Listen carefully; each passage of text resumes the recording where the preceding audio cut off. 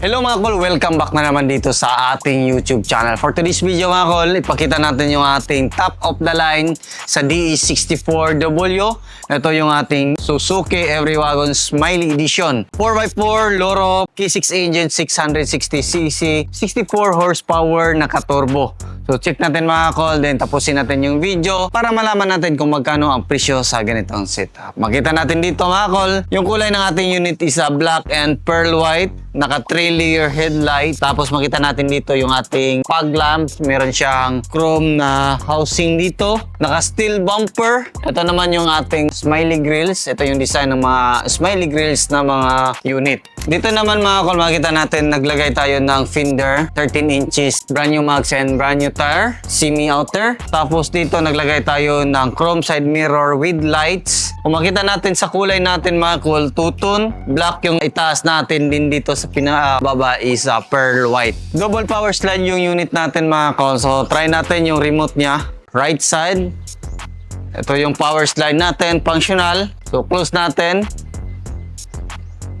Try naman natin sa left side. So long press lang natin yung ating button. So automatic mag-slide yung ating power slide ng ating minivan. Kung hindi gagana yung remote ng ating power slide mga kol, pwede natin yan click lang sa ating handle, then makita natin yung ating auto step, automatic siya mag-close pag nakasarado yung ating sliding door. Makita din natin dito, kompleto po tayo sa rain visor. Makita din natin dito mga kung naglagay tayo ng chrome na accessories sa kanyang mga door handle. Tapos dito sa kanyang weather strip, naglagay din tayo ng chrome na accessories. Ito naman yung ating back door ng ating DE64W. Meron tayong spoiler dito, original yan sa mga DE64W na Loro. Basta top of the line. Back door glass is buo na siya. Din naka clear tea lights yan. Nakatayo na clear tea lights. Tapos dito, kompleto tayo sa visor. Meron tayong third light. Chrome na din yung ating back door handle. Dito meron tayong Every Wagon emblem. Tapos dito, meron din tayong reverse sensor na nilagay. Kung makikita nyo yung kulay black na yan na mga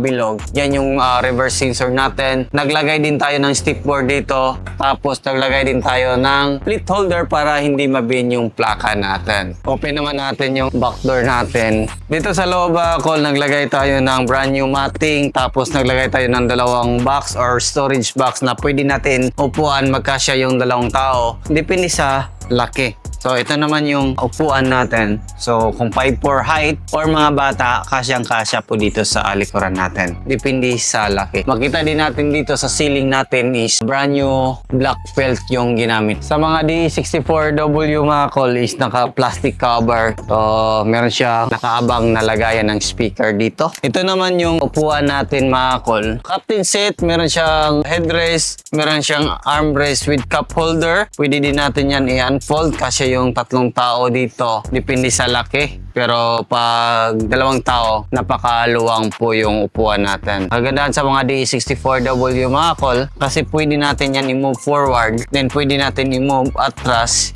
yung upuan natin. Then kagandahan din, pwede natin i-recline kung saan tayo komportable. Ganon. Diba? Pagana. So, VIP yung datingan sa mga ganitong upuan. At the same time, pwede natin yan i-fold. Halimbawa, marami kayong cargo. Kung kailangan nyo ng malaking space, pwede yan sa ating minivan. Ayan. Kung makita nyo, napakalawak ng space ng ating loob pag naka-fold yung dalawang upuan natin dito. Balik natin. Kung ganoon din dito. So, brand new na din yung matting natin dito mga kol. Tapos, meron tayong extra mini fan na nilagay dito sa ating ceiling. Yan yung request ng ating customer na lagyan ng mini fan sa kanyang ceiling. Dito naman, makita natin main power window switch. Ito yung sa rear natin. Try natin left and right function. Then, sa harap is good slot na power window natin. Functional sila lahat. Auto fold yung ating side mirror. Goods. Then, retract sa ating mga mirror.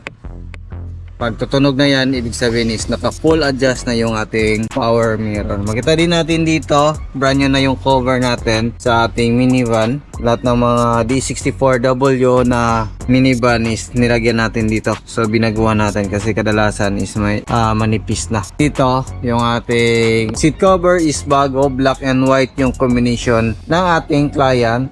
Yan yung request na design. Then meron tayong headrest, meron tayong neck pillow, meron tayong armrest dito. Then makita din natin dito meron tayong cup holder or bottle holder, meron tayong extra mga lagay ng mga gamit dyan. Then dito yung ating power slide switch, ito yung ating push on slide, auto step, then long press lang natin dito. Halimbawa hindi mag-function yung ating power slide na remote, long press lang din natin dito. Kung makita natin, then pwede din natin yan manual mode. Dito natin makita yung ating jack, tie rings, at saka yung riser natin. Lahat ng D64W is naka plastic cover na yan, party na yan. So, balik tayo dito, yung ating fog lamp switch. Ito yung steering wheel natin is stock. Meron siyang Suzuki emblem. Makita din natin dito naka 7 inches touchscreen stereo with reverse camera. Naka digital yung ating aircon. Makita natin dito. Aircon switch. Then blower. Adjust sa blower natin. Then dito yung ating hazard switch. Goods.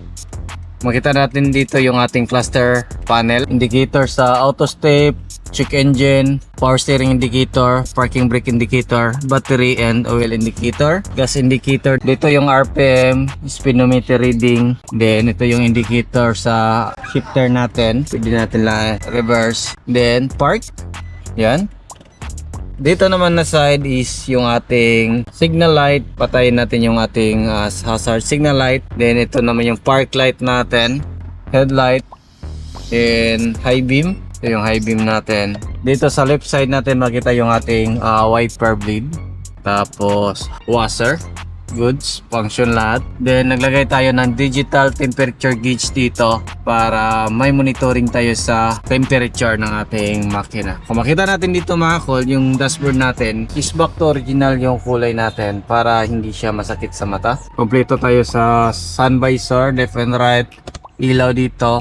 Then meron tayong mga extra lagayan. Then dito yung glove box natin, goods. Then ganun din dito.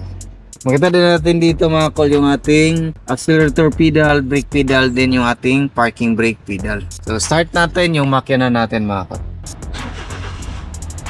So, RPM natin, makita natin dito yung ating digital, din dito yung analog na RPM. Kita din natin dito yung sa reverse sensor natin na indicator. Diyan natin nilagay. Tingnan naman natin yung makina natin. Dito natin makita. Ito yung makina natin. P6A engine, 660cc turbo.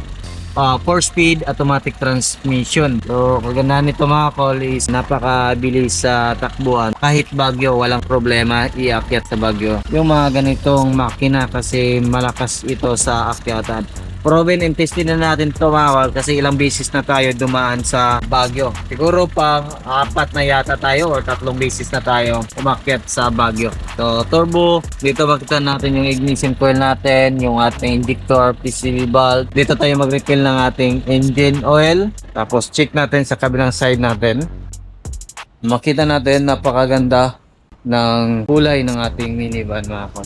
Dito naman makita natin yung ating gas tank opener, tapos yung ating chassis number dito. Ayan. Tapos makita natin dito yung ating throttle body. Ito yung lipstick ng ating engine oil. Ito yung sa transmission natin, kulay red. Air filter housing, main fuse box, ECU nandito. Alternator natin, aircon compressor. Yung unit natin is bagong change oil, bagong coolant lahat. So check up natin yan. Tapos tingnan naman natin dito sa ating hood opener natin. Dito natin makikita yan. Tapos hazard natin para makita natin yung mga ilaw. Ayan o. Goods. Yung ating fender light sa chrome natin. Ganon din sa kabilang side. Goods. Ganon din dito. Ito natin yung ating headlight naka HID. D2R bulb. Then dito H1. Then dito H8 or H11. Dito yung bulb natin sa park light natin. Makita natin, windshield washer reservoir, yung ating radiator cap, coolant reservoir dito. Lahat ng minivan natin is naka-coolant yan. Tapos yung ating brake fluid reservoir. So yan yung makita natin dyan sa ating unit. Itong unit na to mga call is all-wheel drive ito. So meron siyang front drive kasi yung mga 4x2 nito is rear-wheel drive. All-in ito mga call, umabot siya ng 363,000. Yung basic setup nito is nasa 330 running condition na yan. Bagong pintura, restro, new seat cover, tinted. Pero kung meron kayong mga additional na upgrade and accessories, umabot po yan ng 363 or depende na yan kung anong accessories yung gusto nyo ipalagay. So yan lang siguro yung ating vlog for today. Maraming salamat po sa inyong patuloy na pagsubaybay. Sa bago lang sa ating channel, don't forget to like, share, and subscribe. Then click na rin yung notification bell para updated kayo sa ating next video uploads kayo ito. Sa taga Mindanao, maaari na po kayong magpa-repair dito sa shop natin. So before natin makalimutan, meron na tayong lifter dito. Yan, so accept na tayo ng lahat ng sasakyan na repair dito. Sa old school, titingnan namin. Kasi ang mahirap sa old school is yung last touch. Pagpalain pa tayo, dagdag tayo ng mga gamit dito sa shop natin. So maraming salamat, ingat, and God bless.